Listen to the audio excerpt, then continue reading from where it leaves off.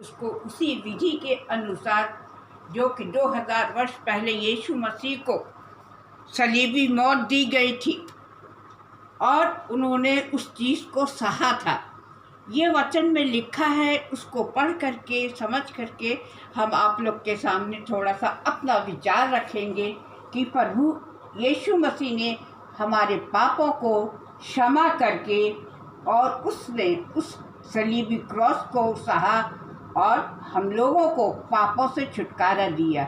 उसके लिए सलीब पे चढ़कर उसने 7 वाणियाँ बोली, 7 वचन बोले कि जब मैं चला जाऊंगा तो मेरी याद में इस तरीके से वचन बोल करके एक आदमी अपने पापों की क्षमा मांगे। उसके लिए इसमें लिखा है, ज़रा आप लोग हेल्प करिएगा, निकालिए लूका और जल्दी जल्दी लूका 23 का 34।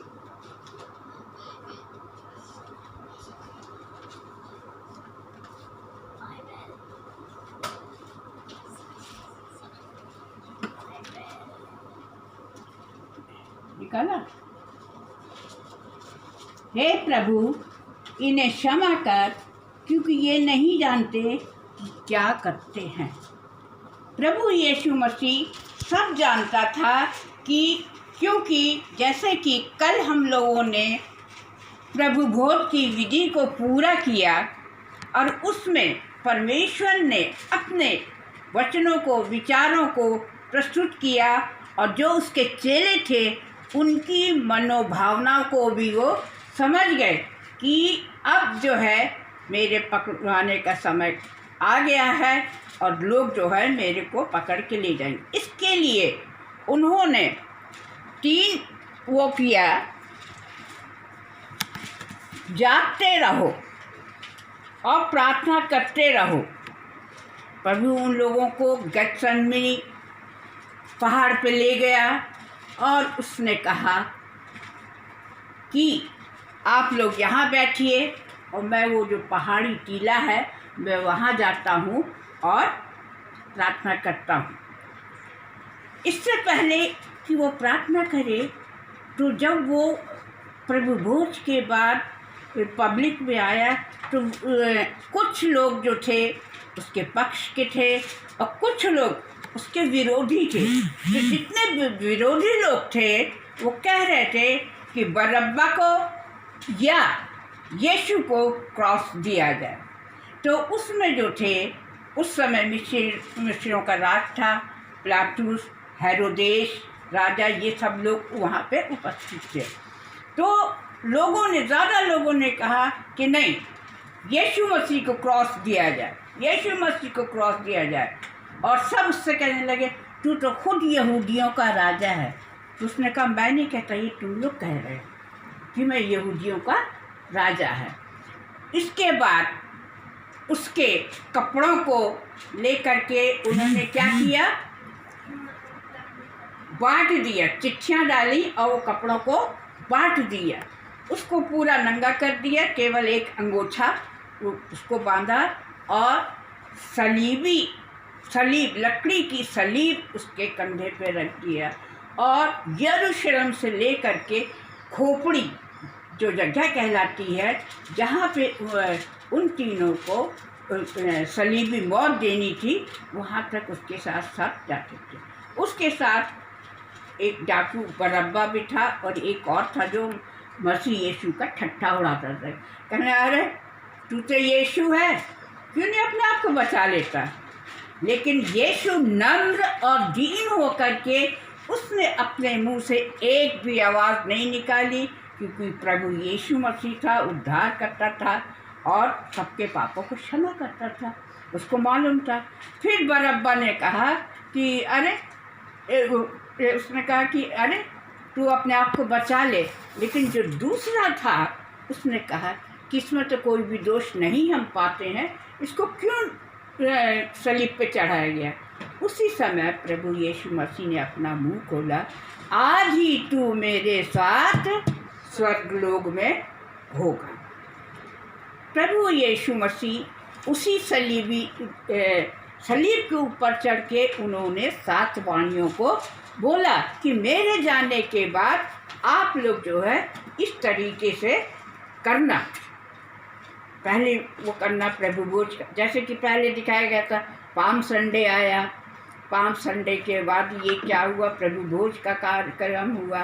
प्रभु भोज के कार्यक्रम के बाद आज शुक्रवार के दिन ईस्टर से 3 दिन बाद उसने सबसे पहले क्या किया कि उसको सलीबी मौत दे दी। और जैसा कि निकालिए, आप लोग पढ़ते भी नहीं, निर्मया 31-34 पढ़ो शबली, जल्दी जल्दी। हाँ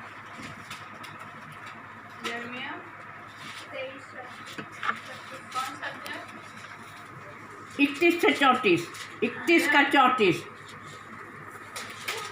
प्रभु यीशु मसीह ने कहा कि तू पवित्र आत्मा पाएगा, उद्धार पाएगा और बपतिस्म लेगा, तब वो तुम मेरे राज्य में प्रवेश करने पाओगे।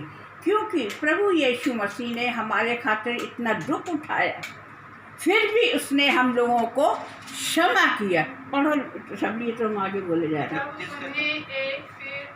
हमें फिर एक दूसरे से ये न कहना पड़ेगा कि यहोवा को जानो, क्योंकि यहोवा की यही वाणी है, छोटे से लेके बड़े तक सबके सब मेरा ज्ञान रखेंगे, क्योंकि मैं उनका अधर्म क्षमा करूँगा और उनका पाप फिर स्मरण ना करूँगा। हाँ, यहाँ पर भी प्रभु यीशु मसीह ने कहा कि मैं क्या करूँगा, उनका अधर्म जो है क्षमा करूँगा। प्रभु यीशु मसीह आज तक हमारे गुनाहों को क्षमा करते आए हैं, छुटकारा देते आए हैं, वार्निंग देते आए हैं कि अब तुम लोग गुनाह ना करना, नहीं तो पाप की मजदूरी क्या है, मौत है। और मौत जो है कहाँ जाएगी, नरक में जाएगी, अधोलोक में जाएगी कि स्वर्ग लोक में जाएगी। उसके लिए परमेश्वर ने कहा कि मैं तुम्हारे पाप जो मांगेगा उसके पाप को मैं आज ही क्षमा करूँगा। जो यीशु मसीह को आज ग्रहण कर लेगा, प्रभु यीशु मसीह स्वर्ग में उसके लिए एक घर बनाएगा, रास्ता बनाएगा और वहाँ पे हम सबको रखेगा। और प्रभु यीशु मसीह ने जितने लोग, जैसे कि 38 साल का एक मरीज था, उसको उसका ये नियम था कि पानी हिले तो जो सबसे पहले जाता था वो चंगा हो जाता था। लेकिन जो 38 साल का आदमी था वह पड़ा हुआ था, कोई सहयोगी नहीं था, तो वो पानी तक नहीं पहुंच पाता था, रह जाता था करते करते। और एक मुख्य चीज़ प्रभु यीशु मसीह ने आज भी है, जो निसहाय निर्बल है उसके ऊपर वो तरस खाता है। किसके ऊपर खाता है? हाँ, जो वो है, जैसे कि बहुत से लोग, जैसे कि वो अंग्रेज़ का वो मोबाइल में हमने पढ़ा था, उसको डॉक्टर ने डिक्लेयर कर दिया कि अब तुम नहीं बच सकते हो, तुम अपने घर जाओ। तो जो उसकी साफ सफाई करता था, उसकी सेवा करता था, उसने कहा कि क्या साहब हम आपके लिए एक छोटी सी प्रार्थना कर सकते हैं? उसने बोला हाँ करो, हमको तो अर्श भी मरना है, बस भी मरना है। उसने, क्योंकि वो बिल्कुल निर्मल हो गया था, उसका हिम्मत और आत्मविश्वास ख़त्म हो गया था, अब वो जानता था कि बस मेरे को मर जाना ही और मेरा कोई सहारा नहीं है। इस पर उस जो सफाई कर्मचारी था उसने उसके लिए प्रार्थना करी। जैसे ही वो प्रार्थना कर रहा था, उसके बॉडी में जो थी गर्माहट, कपकपी, और ऐसा उसको महसूस हो रहा था कि मेरे शरीर में कोई आ रहा है और मेरे शरीर को कोई छू रहा है। और थोड़ी देर के बाद वो उठने बैठने लगा। उसको घर भेज दिया गया। अब घर में उसके पास न खाने को, न पीने को, न कुछ नहीं था। वो जाकर के लेट गया। इतनी देर में वही सफाई कर्मचारी फिर आया, कहा और लेके उसके लिए चिप्स है और जितने भी खाने पीने की चीज़ें थी तो लाया, खिलाया, और प्रभु ने उसको उसके पापों को क्षमा करके उसको चंगाई दी। ये प्रभु का बहुत बहुत धन्यवाद है कि हमारे पापों को क्षमा करता है। हम कैसे भी जाने और दुआ भी हम लोग यही करते हैं, जाने अनजाने में हमसे जो गलती हो गई है प्रभु जी उस पाप को हमारे क्षमा करिए। और जैसे कि आए हमारे बाप की दुआ हम बोलते हैं, उसमें भी ये है क्या कि जैसे मैंने अपने अपराधियों को क्षमा किया है वैसे ही तू मेरे अपराधों को क्षमा कर। प्यारे प्रभु, तू हम में से हर एक के पापों को क्षमा कर। अब क्या हुआ, जब ये सब हो रहा था तो जस्ट ये शैतान ने कहा कि अरे ये तो इतना बढ़ता चला जा रहा है। उसको क्या किया, उसकी परीक्षा ली। उसने चट्टान पे ले गया और कहा इन पत्थरों से कहे, क्योंकि वो 40 दिन 40 रात भूखा था, क्योंकि वो जानता था मेरा आगे का क्या प्रोग्राम है, तो पहले से वो परमेश्वर से प्रार्थना करता था। तो उसने कहा कि ये जो तू तो 40 दिन से भूखा है, इन पत्थरों से कहे कि वो रोटी बन जाए। तो उसने कहा कि वचन में लिखा है कि मनुष्य केवल रोटी से ही नहीं परंतु वचन से जिंदा रहता। फिर उसने वो बहुत बड़े ऊंचे चट्टान पे ले गए और कहा कि तू ये जो देख रहा है राजपाट ना, इस सब मैं तुझे दे दूंगा यदि तू मुझे झुक करके प्रणाम कर लेगा। तो उसने कहा कि मुझे कुछ नहीं चाहिए, ये कहीं वचन में नहीं लिखा है कि ऐसा किया जाए। फिर वहाँ पे भी प्रभु यीशु मसीह ने उसको क्षमा किया, क्योंकि वो नहीं जानता था कि मैं किससे बात कर रहा हूँ, किसके लिए कर रहा हूँ। वहाँ पे भी प्रभु यीशु मसीह ने कहा कि इनको क्षमा कर, और उसके पाप को उसने क्षमा किया। अब हम निकालेंगे लूका 13:10, जल्दी करिएगा थोड़ा। लूका 13:10। और उसने जितनी बीमारियां, ये सब कहा कि दुष्ट आत्मा की और हमारे पापों के कारण आती है। उस प्रभु यीशु मसीह ने शब्द के दिन वो आराधनालयों में उपदेश कर रहा था। वहाँ एक स्त्री थी जिसे 18 वर्ष से एक दुर्बल करने वाली दुष्ट आत्मा लगी थी और वह कुबड़ी हो गई थी और किसी रीति से सीधी नहीं हो सकती थी। हाँ, ये थी अब्राहम की कुबड़ी बेटी और 18-19 साल से वह ऐसी कुबड़ी थी, क्योंकि उसके ऊपर वो दुष्ट आत्मा थी, उस पाप का बोझ उसके ऊपर लदा हुआ था। तो क्या हुई, प्रभु यीशु मसीह के पास आई और उसने अपने पापों का अंगीकार किया और प्रभु यीशु मसीह ने उसके पापों को क्षमा किया और उसका जीवन का उद्धार किया, के पापों का किया। अब जैसा कि हमने अज्जू के मोबाइल में देखा था कि एक पक्का मुसलमान लड़का जो कि 5 टाइम की नमाज़ पढ़ता था, कुरान पढ़ता था, ये सब पढ़ता था, लेकिन उसमें भी उसको कुछ संतुष्टि नहीं थी एक जगह, क्योंकि ये इस मुसलमान लोग जो हैं इसको नबी मानते हैं, इसको उतना महत्व नहीं देते। तब भी उसने बाइबल उठाई और पढ़ा। जहाँ उसने वो पढ़ा तो उसको ज्ञान हुआ कि अरे यीशु भी एक मनुष्य है जो कि पापों को क्षमा करता है, और जो कुछ भी उसके अंदर आत्मा ने बोला उसने क्या किया, क्योंकि उसमें लिखा 25 बार यीशु मसीह का नाम आया, 4 बार उनके जो अल्लाह नबी होते हैं उनका नाम आया। उसको डाउट हो गया और उसने चाहा कि मैं इस यीशु नबी के विषय में ज्ञान प्राप्त करूं। तो वो वहाँ से चल रहा था, उसके पूरे घर वाले उसको मारते थे, पीटते थे, निकाल दिया था, ये कर दिया था, वो कर दिया था, बीमार हो गया, हड्डी हड्डी हो गया। तब भी उसने प्रभु यीशु मसीह को नहीं छोड़ा। क्यों? क्योंकि एक यीशु ही एक ऐसा मुक्तिदाता है जो कि हमको पापों से छुड़ा सकता है, बचा सकता है, प्राण दे सकता है और हमको जीवित रख सकता है। ये उसकी इतनी अच्छी गवाही कि ये जो बताया था अभी हमने पहले को कि जो निसहाय और निर्बल होता है वो उस पर तरस खाता है। परमेश्वर क्या करता है? तरस खाता है। चंगाई तो देता ही देता है, लेकिन उसको उस पर तरस आ जाती है कि अरे ये नहीं जान, ये लड़की नहीं जान रही है, ये लड़का नहीं जान रहा, ये मनुष्य नहीं जान रहा कि ये क्या कर रहा है।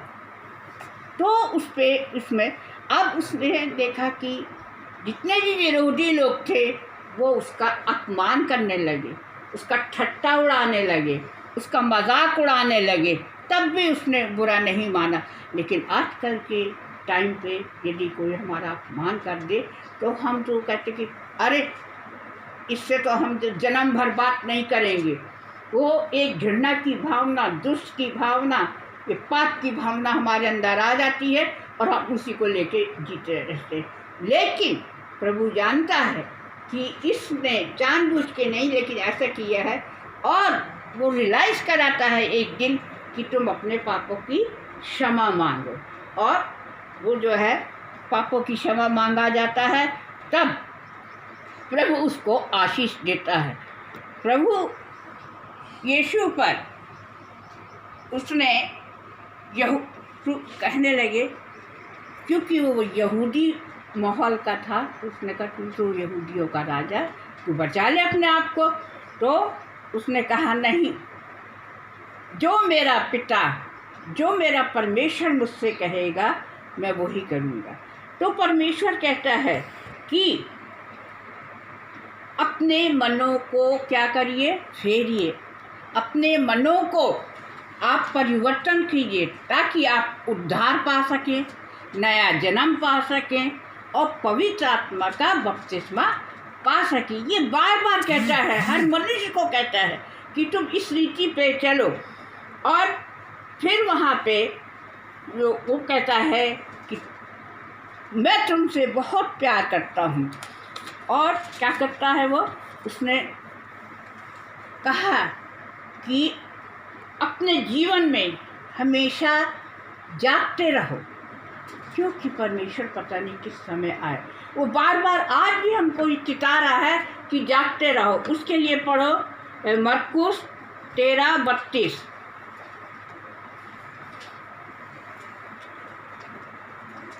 मरकुस 46 के बाद तुम निकाल लो मत्ती 24:36 से 44। थोड़ा लंबा है, जल्दी जल्दी पढ़ना है ना। हाँ हाँ,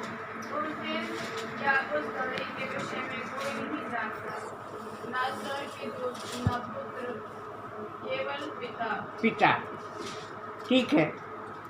मरकुस में उसने कहा पहली दफ़ा कि क्या करो, जागते रहो, निरंतर प्रार्थना करते रहो, ऐसा ना हो। और होता है ऐसा, हम बाइक से जा रहे हैं, गिर गए, मर गए, तो कहीं टाइम मिला नहीं मिला।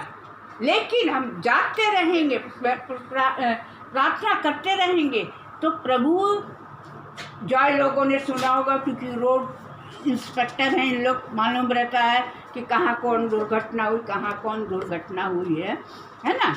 तो क्या उन लोग कि और किसी को वो बाइक से भी गिर जाता है और उसका बच जाता है, ट्रक से टकरा जाता है बच जाता है, ट्रैक्टर से टकरा जाता है बच जाता है, क्योंकि उसके ऊपर प्रभु यीशु मसीह का अनुग्रह है। और एक व्यक्ति जो है उसने मोटरसाइकिल भिड़ाई, गिरा और मर गया, हाथ पैर टूट गया, उसको तो टाइम भी नहीं मिला। तभी वो कहता है कि निरंतर प्रार्थना करते रहो और जागते रहो। हाँ, मत्ती 24:36 से 44। मत्ती 24 मत्ती 24:36 से 44। और उस घड़ी के विषय में कोई नहीं जानता, न स्वर्ग के दूत और न पुत्र, परंतु केवल पिता। हाँ। जैसे नूह के दिन थे वैसे ही मनुष्य के पुत्र का आना भी होगा।